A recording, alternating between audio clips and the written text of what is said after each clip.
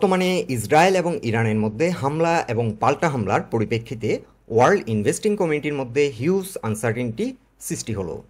এখন একটি million dollar question হলো, ইরান এবং ইসরায়েল এই দুটি দেশের মধ্যে ফুল ব্লোন ওয়াইডার স্কেল ওয়ার হওয়ার সম্ভাবনা কতটুকু?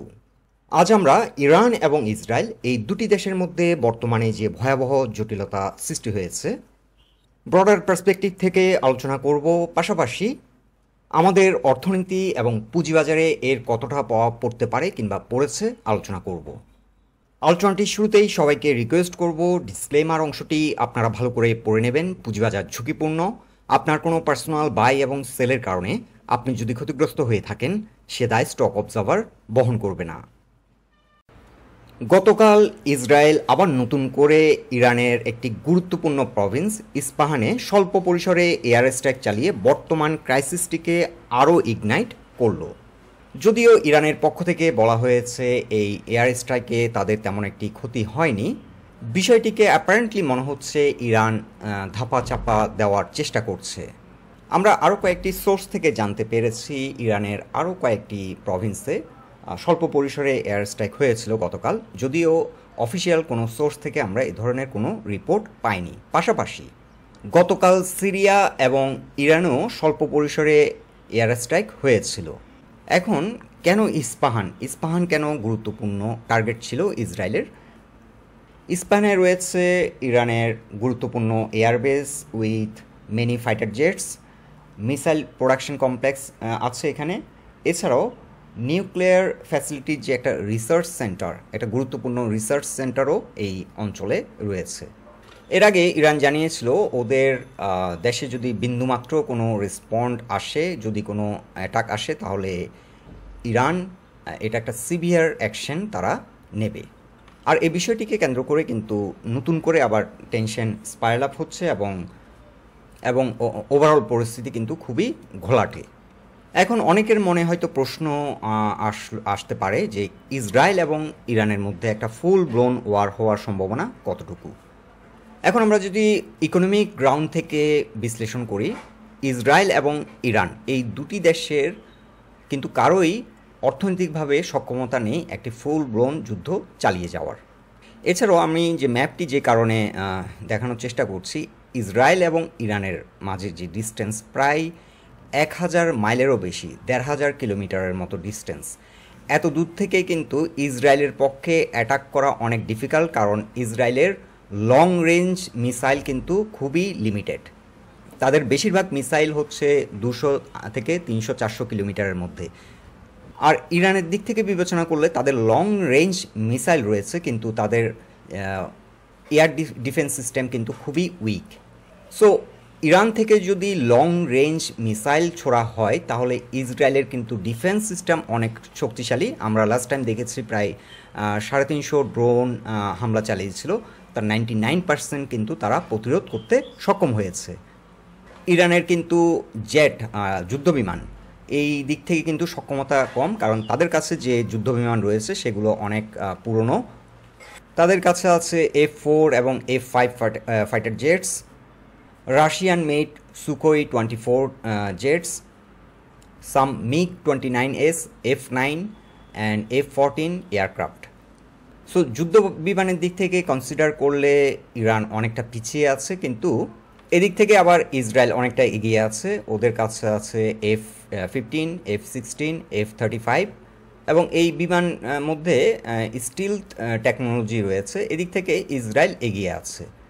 আর ওভারঅল সামরিক বাহিনীর দিক থেকে ইরান অনেক এগিয়ে আছে, কারণ ইরানের একটি যে সেনাবাহিনীতে যে পার্সোনাল আছে তার সংখ্যা অনেক বেশি কম্পেয়ার যদি করা হয় ইসরায়েলের সাথে।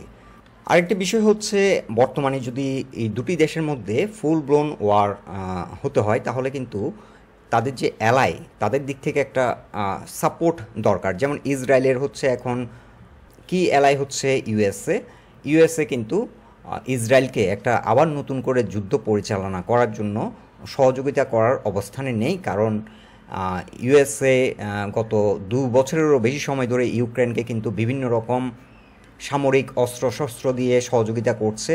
এর মধ্যে ইসরায়েলকেও কিন্তু অনেকটা সহযোগিতা করেছে, বিশেষ করে প্যালেস্টাইনের সাথে কিন্তু দীর্ঘদিন ধরে কিন্তু একটা গৃহযুদ্ধের মতো অবস্থান চলছিল, এখন যেটা একটা বড় ধরনের যুদ্ধের রূপ নেয়। সো অর্থনৈতিকভাবে আমেরিকা এখন নতুন করে আরেকটি যুদ্ধ পরিচালনা করার মতো সক্ষমতা কিংবা ওই পরিস্থিতিতে নেয়, এবং সামনে তাদের ইলেকশন রয়েছে।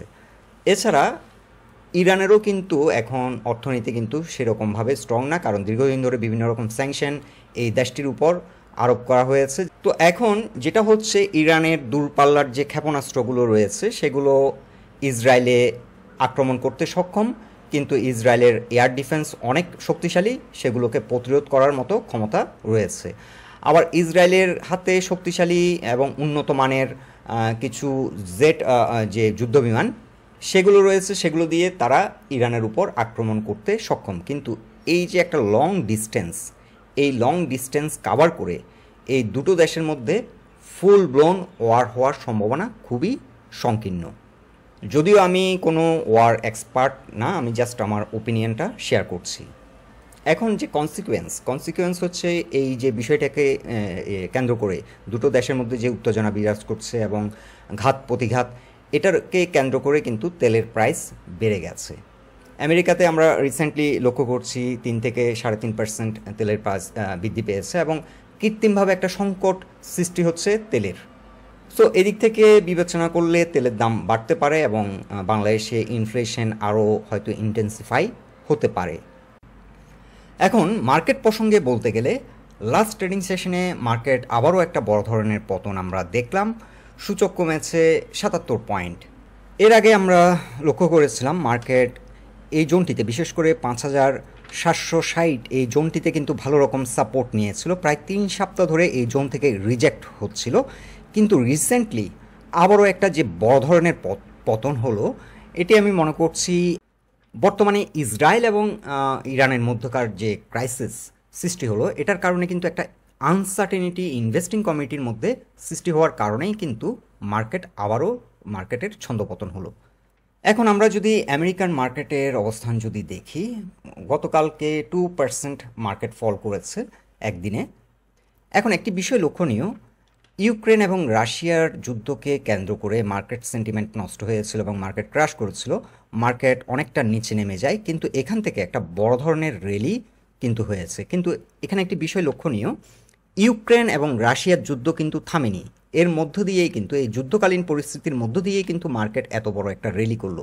10,600-700 পয়েন্ট থেকে আপ টু 18,400 পয়েন্ট পর্যন্ত মার্কেট র্যালি করলো।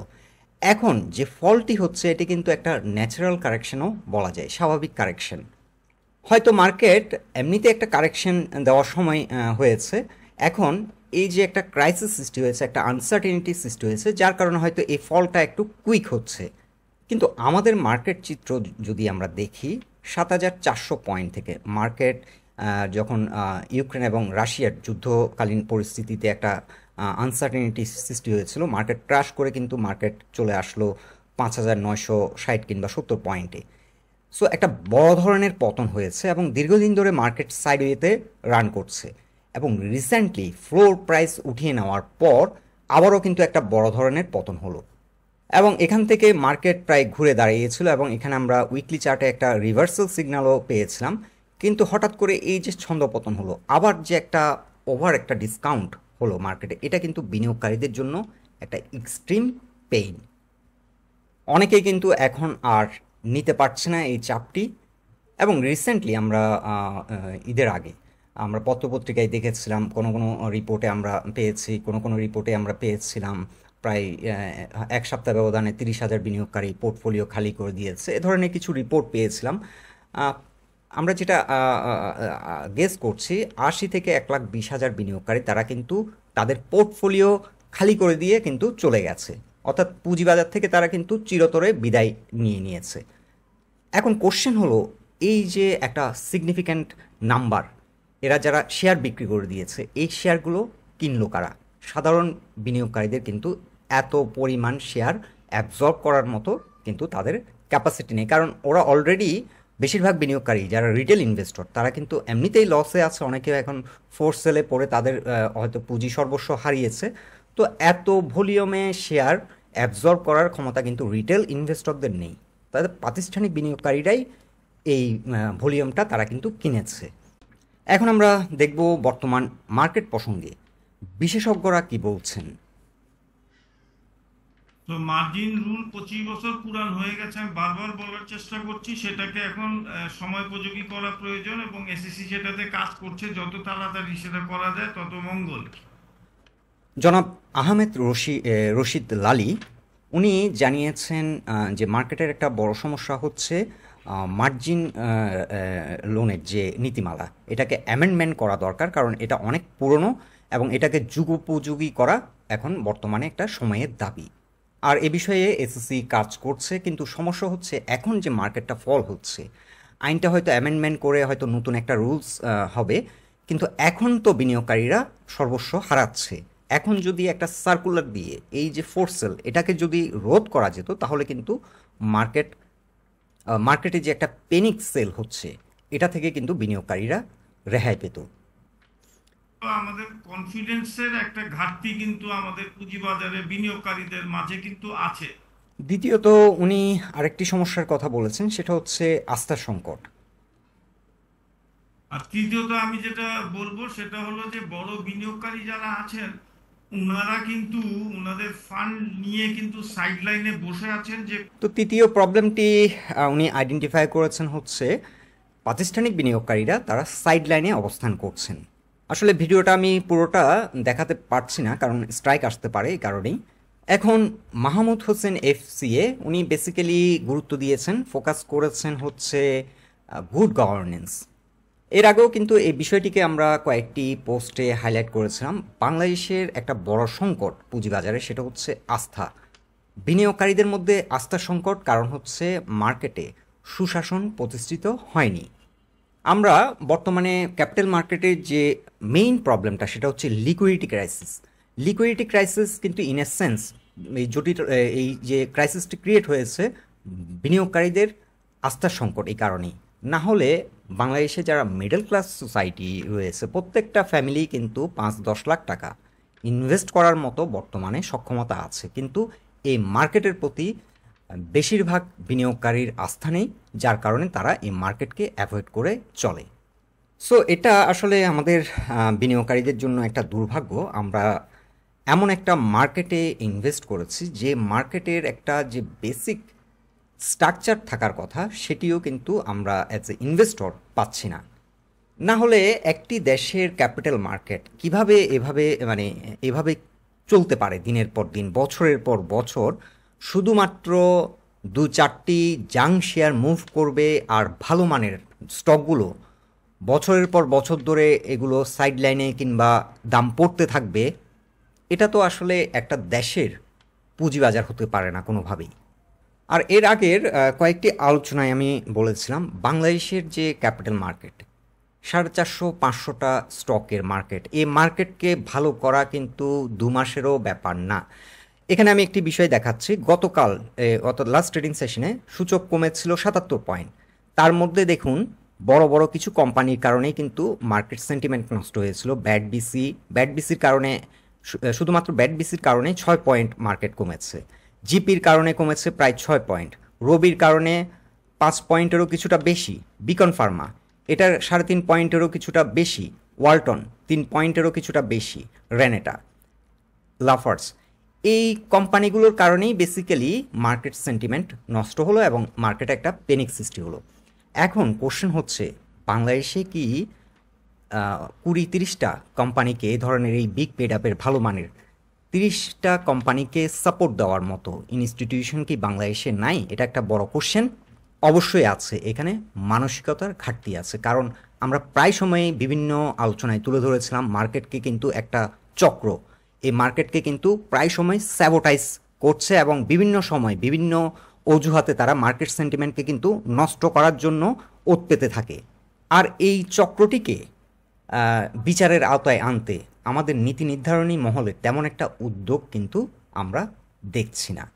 তো এখন আমরা যারা সাধারণ বিনিয়োগকারী, অনেকে হয়তো মার্কেট ছেড়ে চলে গেছেন, এবং যারা আমরা দুর্ভাগা আছি এই মার্কেটে এখনো ইনভেস্টমেন্ট করে, এখন আমরা যেটা করতে পারি, যেহেতু একটা সিগনিফিক্যান্ট অ্যামাউন্ট ইনস্টিটিউশন কিনেছে, আমরা এখন দেখতে পারি যে তারা কতদিন লসে ব্যবসা করতে পারে আর আমরা কতদিন লসে ব্যবসা করতে পারি। আমার পার্সোনালি আমার যে স্টকগুলো আছে সেগুলো এখন কিছু কিছু 15%, 10%, 18% পর্যন্ত দুই একটাতে এখন লসে আমি আছি। কিন্তু আমি এই স্টকগুলো আগামী 2 বছর বিক্রি না করলেও আমার প্রবলেম হবে না। কিন্তু আই এম প্রিটি শিওর যে 2 বছর যদি আগামী এই যে ইনস্টিটিউশনগুলো কিনেছে তারা যদি শেয়ারগুলো লসে বিক্রি করতে হয় কিংবা তারা যদি বিক্রি করতে না পারে, আমাদের থেকে তারা অনেক বেশি লুজার হবে। কারণ প্রত্যেকটা প্রাতিষ্ঠানিক বিনিয়োগকারীর কিন্তু মাস শেষে হিউজ পরিমাণ খরচ আছে। এখন আমরা এই তামাশাটা দেখা ছাড়া আর উপায় নেই। আর ক্যাপিটাল মার্কেট একটা সেন্সিটিভ বিষয়, যার যার মতো করে আপনারা ডিসিশন নেবেন। আমরা জাস্ট আমাদের আইডিয়াগুলো সবসময় শেয়ার করি। কারণ এই যে মার্কেট একটা বড় ধরনের ফল করলো, ক্যাপিটাল মার্কেটের যে basic nature, basic structure, capital market কিন্তু ওয়েভ ছাড়া হয় না। এখানে একটা ডাউন ওয়েভের সঙ্গে কিন্তু একটা আপ ওয়েভ মাস্ট হতে হয়। কিন্তু এই মার্কেটে দেখুন শুধু ডাউন ওয়েভ। এটা আসলে একটা ক্যাপিটাল মার্কেটের যে একটা ক্যারেক্টারিস্টিক্স সেটার সাথে কোনোভাবেই ম্যাচ হচ্ছে না। এছাড়াও নানা রকম সমস্যায় কিন্তু আমাদের মার্কেট জর্জরিত। আর সঠিকভাবে সঠিক সময়ে সঠিক ডিসিশনগুলো যদি মার্কেটে নেওয়া না হয়, সেক্ষেত্রে কিন্তু মার্কেট সেন্টিমেন্ট খারাপ হয়ে যায়। সো বন্ধুরা, আলোচনাটি আসলে অনেকটা লেন্দি হয়ে যাচ্ছে।